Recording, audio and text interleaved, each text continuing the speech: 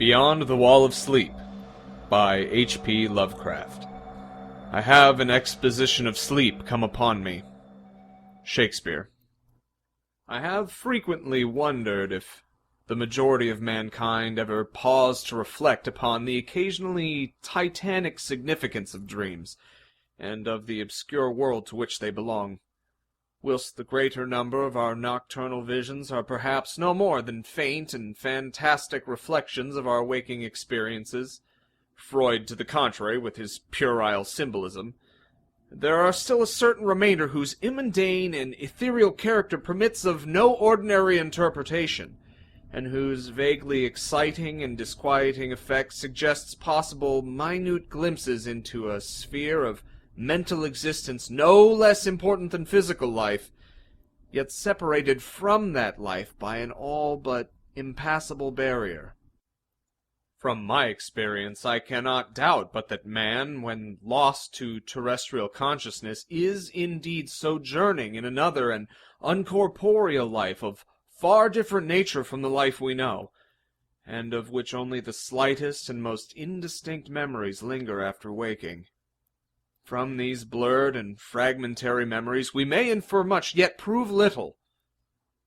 We may guess that in dreams, life, matter, and vitality, as the earth knows such things, are not necessarily constant, and that time and space do not exist as our waking selves comprehend them.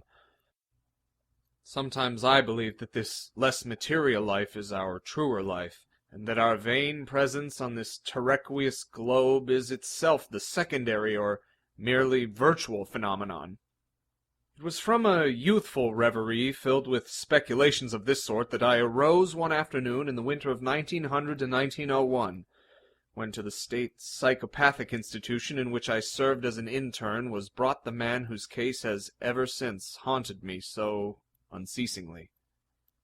His name, as given on the records, was Joe Slater, or Slater, and his appearance was that of a typical denizen of the Catskill Mountain region, one of those strange, repellent scions of a primitive colonial peasant stock, whose isolation for nearly 3 centuries in the hilly fastnesses of a little-traveled countryside has caused them to sink into a kind of barbaric degeneracy, rather than advance with their more fortunately placed brethren of the thickly settled districts.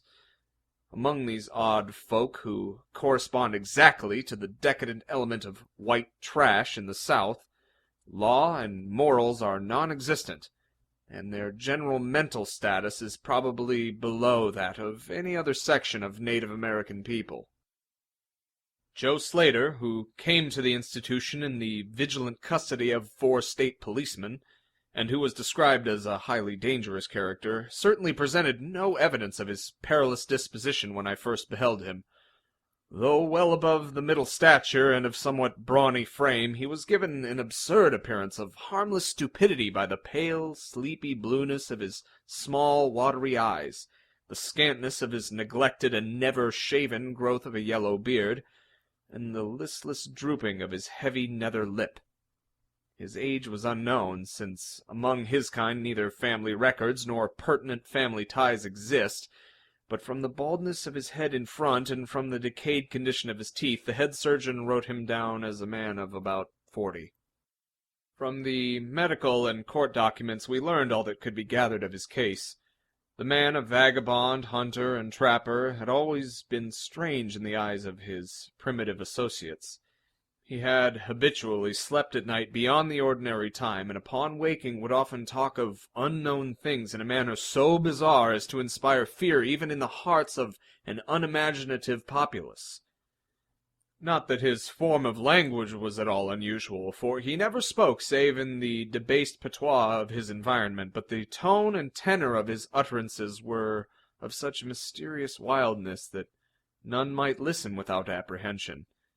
He himself was generally as terrified and baffled as his auditors, and within an hour after waking would forget all that he had said, or at least all that had caused him to say what he did, relapsing into a bovine, half-amiable normality like that of other hill-dwellers.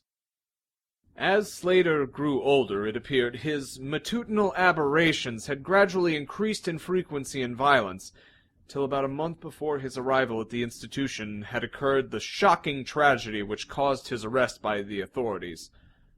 One day, near noon, after a profound sleep begun in a whiskey debauch at about 5 of the previous afternoon, the man had roused himself most suddenly, with ululations so horrible and unearthly that they brought several neighbors to his cabin, a filthy sty where he dwelt with a family as indescribable as himself. Rushing out into the snow, he had flung his arms aloft and commenced a series of leaps directly upward in the air, the while shouting his determination to reach some big cabin with brightness in the roof and walls and floor and the loud queer music far away. As 2 men of moderate size sought to restrain him, he had struggled with maniacal force and fury, screaming of his desire and need to find and kill a certain thing that shines and shakes and laughs. At length, after temporarily felling one of his detainers with a sudden blow, he had flung himself upon the other in a demonic ecstasy of bloodthirstiness, shrieking fiendishly that he would jump high in the air and burn his way through anything that stopped him.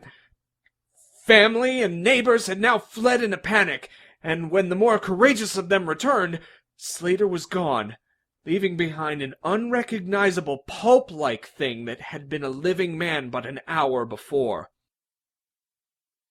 None of the mountaineers had dared pursue him, and it is likely that they would have welcomed his death from the cold, but when several mornings later they heard his screams from a distant ravine, they realized that he had somehow managed to survive, and that his removal in one way or another would be necessary. They had followed an armed searching party whose purpose, whatever it may have been originally, became that of a sheriff's posse after one of the seldom popular state troopers had by accident observed, then questioned, and finally joined the seekers. On the 3rd day, Slater was found unconscious in the hollow of a tree, and taken to the nearest gaol, where alienists from Albany examined him as soon as his senses returned. To them he told a simple story. He had, he said, gone to sleep one afternoon about sundown after drinking much liquor. He had awaked to find himself standing bloody-handed in the snow before his cabin, the mangled corpse of his neighbor Peter Slater at his feet. Horrified, he had taken to the woods in a vague effort to escape from the scene of what must have been his crime. Beyond these things he seemed to know nothing, nor could the expert questioning of his interrogators bring out a single additional fact. That night Slater slept quietly, and the next morning he wakened with no singular feature save a certain alteration of expression. Dr. Bernard, who had been watching the patient, thought he noticed in the pale blue eyes a certain gleam of peculiar quality, and in the flaccid lips an all but imperceptible tightening, as if of intelligent determination. But when questioned, Slater relapsed into the habitual vacancy of the mountaineer, and only reiterated what he had said on the preceding day. On the 3rd morning occurred the first of the man's mental attacks. After some show of uneasiness in his sleep, he burst forth into a frenzy so powerful that the combined efforts of 4 men were needed to bind him in a straitjacket. The alienists listened with keen attention to his words, since their curiosity had been aroused to a high pitch by the suggestive yet mostly conflicting and incoherent stories of his family and neighbors. Slater raved for upward of 15 minutes, babbling in his backwoods dialect of great edifices of light, oceans of space, strange music, and the shadowy mountains and valleys. But most of all did he dwell upon some mysterious, blazing entity that shook and laughed and mocked at him. This vast, vague personality seemed to have done him a terrible wrong, and to kill it in triumphant revenge was his paramount desire. In order to reach it, he said, he would soar through the abysses of emptiness, burning every obstacle that stood in his way.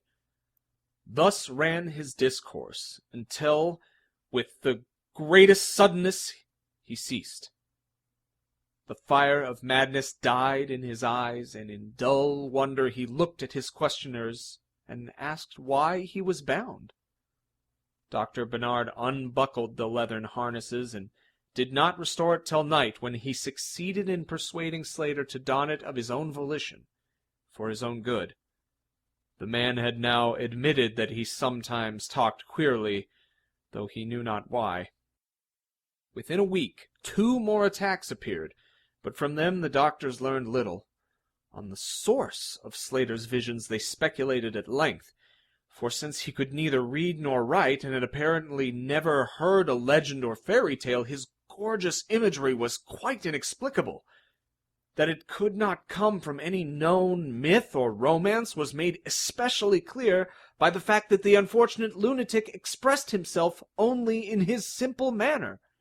He raved of things he did not understand and could not interpret, things which he claimed to have experienced, but which he could not have learned through any normal or connected narration.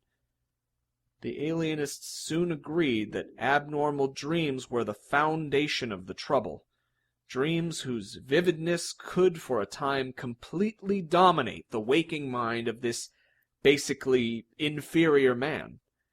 With due formality, Slater was tried for murder, acquitted on the ground of insanity, and committed to the institution wherein I held so humble a post.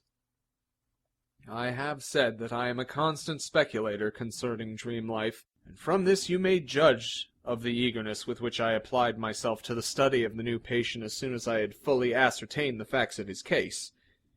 He seemed to sense a certain friendliness in me, born no doubt of the interest I could not conceal in the gentle manner in which I questioned him. Not that he would have ever recognized me during his attacks, when I hung breathlessly upon his chaotic but cosmic word pictures, but he knew me in his quiet hours, when he would sit by his barred window weaving baskets of straw and willow, and perhaps pining for the mountain freedom he could never enjoy again.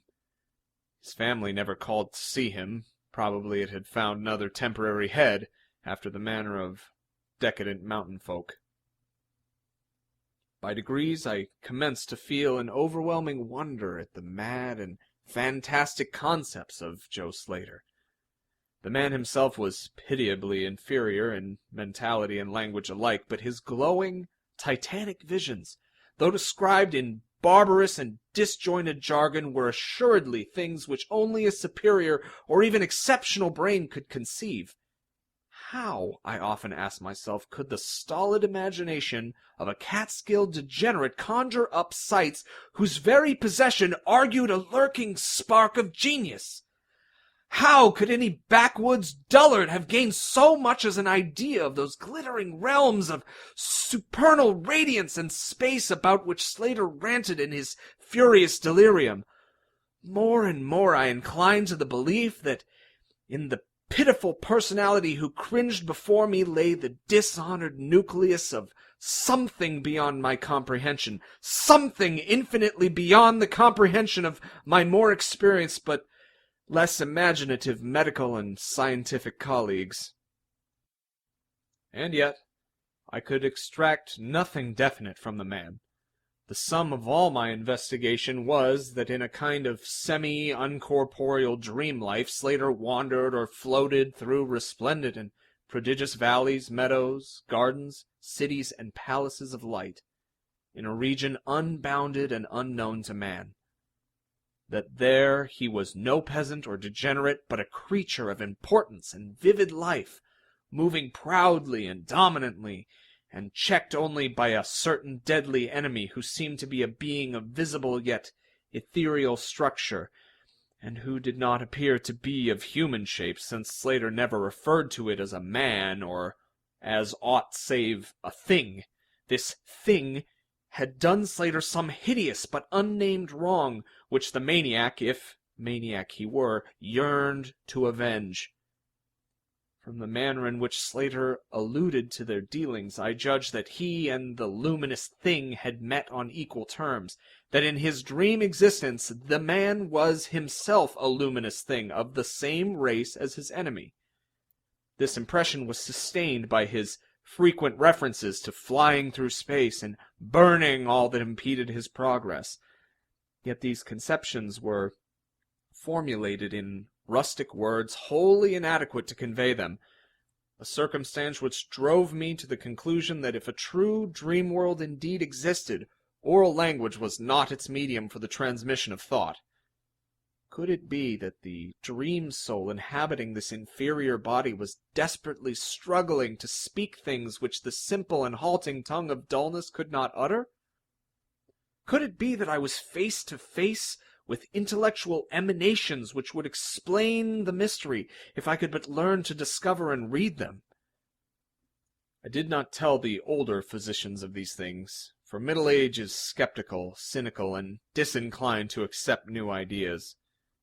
Besides, the head of the institution had lately warned me in his paternal way that I was overworking, that my mind needed a rest. It had long been my belief that human thought consists basically of atomic or molecular motion, convertible into ether waves of radiant energy like light, heat, and electricity. This belief had early led me to contemplate the possibility of telepathy, or mental communication, by means of suitable apparatus, and I had, in my college days, prepared a set of transmitting and receiving instruments somewhat similar to the cumbrous devices employed in wireless telegraphy at that crude pre-audio period. These I had tested with a fellow student, but achieving no result, had soon packed them away with other scientific odds and ends for possible future use.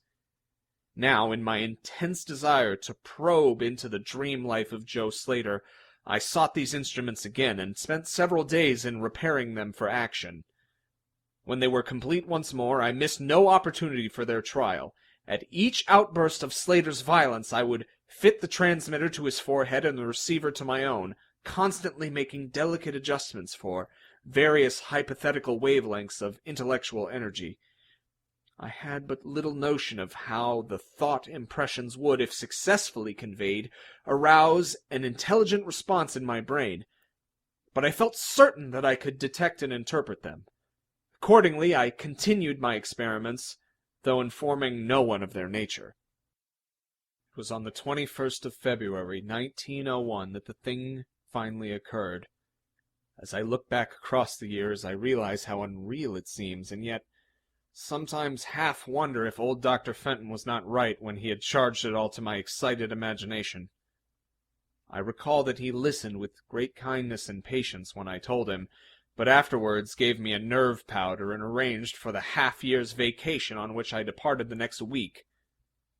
That fateful night I was wildly agitated and perturbed, for despite the excellent care he had received, Joe Slater was unmistakably dying.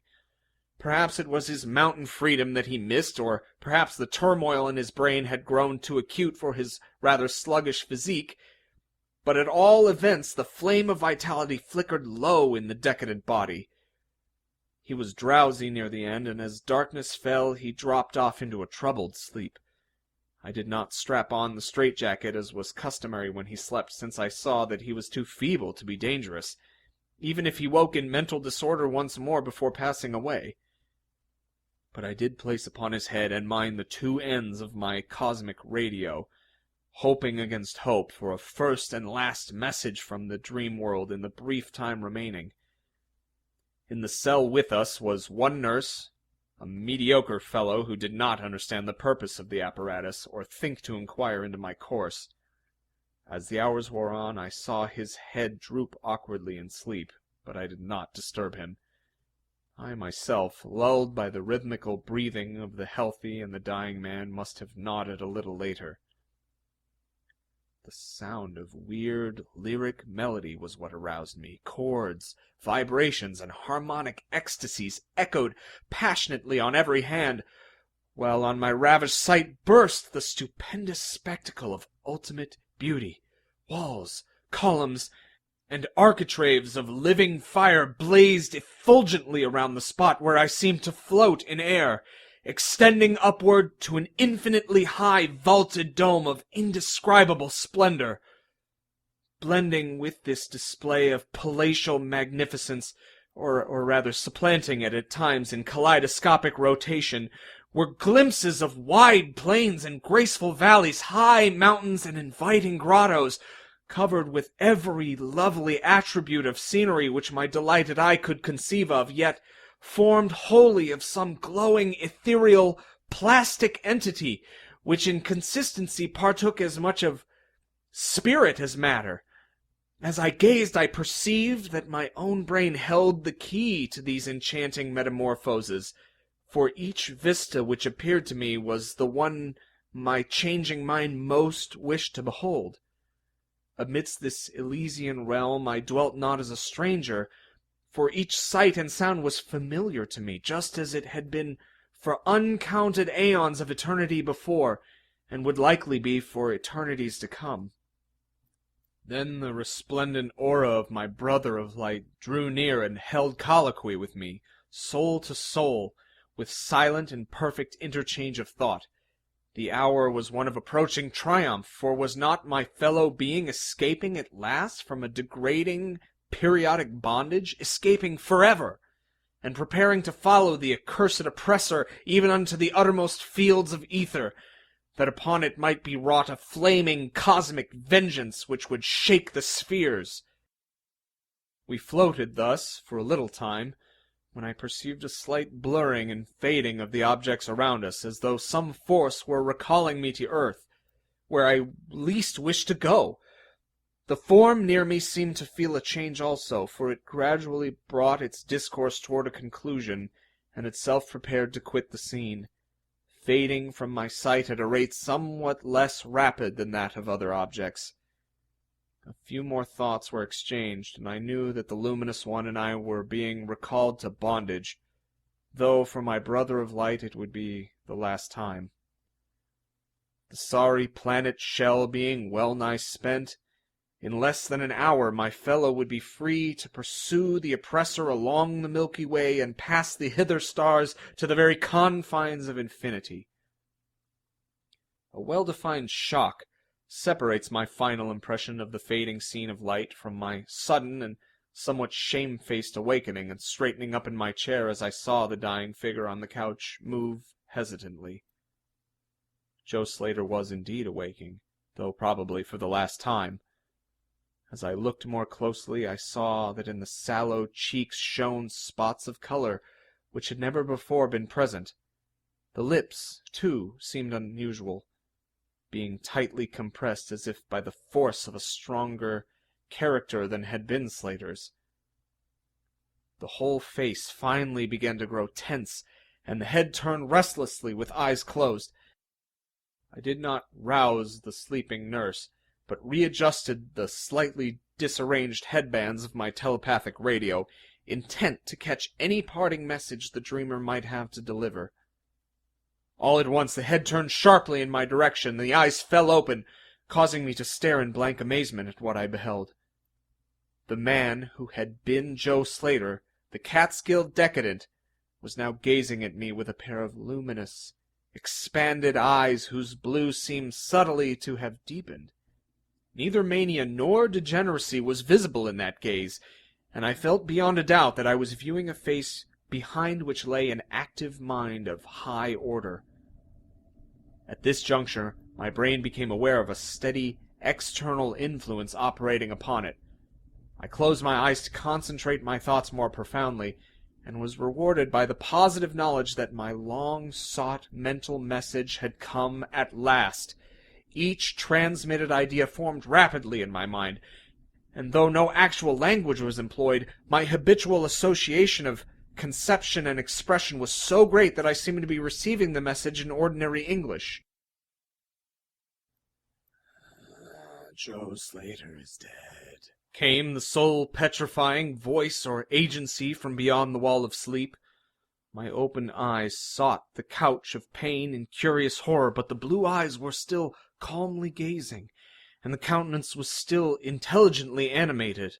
He is better dead, for he was unfit to bear the active intellect of cosmic entity. His gross body could not undergo the needed adjustments between ethereal life and planet life. He was too much of an animal, too little man. Yet it is through his deficiency that you have come to discover me. For the cosmic and planet souls rightly should never meet. He has been my torment and diurnal prison for 42 of your terrestrial years. I am an entity like that which you yourself become in the freedom of dreamless sleep. I am your brother of light, and have floated with you in the effulgent valleys. It is not permitted me to tell your waking earth self of your real self, but we are all roamers of vast spaces and travelers in many ages. Next year I may be dwelling in the dark Egypt which you call ancient, or in the cruel empire of San-Chan which is to come 3,000 years hence. You and I have drifted to the worlds that wheel about the red Arcturus and dwelt in the bodies of insect philosophers that crawl proudly over the fourth moon of Jupiter. How little does the earth self know of life and its extent. How little indeed ought it to know for its own tranquility. Of the oppressor I cannot speak. You on earth have unwittingly felt its distant presence. You, who without knowing idly gave its blinking beacon the name of Algol, the demon star.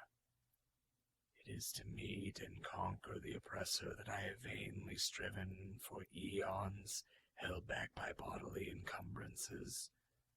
Tonight I go as a nemesis, bearing just and blazingly cataclysmic vengeance. Watch me in the sky close by the demon star. I cannot speak longer, for the body of Joe Slater grows cold and rigid, and the coarse brains are ceasing to vibrate as I wish. You have been my friend in the cosmos. You have been my only friend on this planet, the only soul to sense and seek for me within the repellent form which lies on this couch. We shall meet again, perhaps in the shining mists of Orion's sword, perhaps on a bleak plateau in prehistoric Asia, perhaps in unremembered dreams tonight, perhaps in some form an aeon hence, when the solar system shall have been swept away. At this point, the thought waves abruptly ceased, and the pale eyes of the dreamer, or can I say dead man, commenced to glaze fishily. In a half-stupor I crossed over to the couch and felt his wrist, but found it cold, stiff, and pulseless. The sallow cheeks paled again, and the thick lips fell open, disclosing the repulsively rotten fangs of the degenerate Joe Slater. I shivered, pulled a blanket over the hideous face, and awakened the nurse. Then I left the cell and went silently to my room. I had an insistent and unaccountable craving for a sleep whose dreams I should not remember. The climax? What plain tale of science can boast of such a rhetorical effect? I have merely set down certain things appealing to me as facts, allowing you to construe them as you will. As I have already admitted, my superior, old Dr. Fenton, denies the reality of everything I have related. He vows that I was broken down with nervous strain and badly in need of the long vacation on full pay which he so generously gave me. He assures me on his professional honor that Joe Slater was but a low-grade paranoiac, whose fantastic notions must have come from the crude hereditary folktales which circulate in even the most decadent of communities. All this he tells me, yet I cannot forget what I saw in the sky on the night after Slater died. Lest you think me a biased witness, another's pen must add this final testimony, which may perhaps supply the climax you expect. I will quote the following account of the star Nova Persei verbatim from the pages of that eminent astronomical authority, Professor Garrett P. Serviss. On February 22nd, 1901, a marvelous new star was discovered by Dr. Anderson of Edinburgh, not very far from Algol. No star had been visible at that point before. Within 24 hours, the stranger had become so bright that it outshone Capella. In a week or two it had visibly faded, and in the course of a few months it was hardly discernible with the naked eye.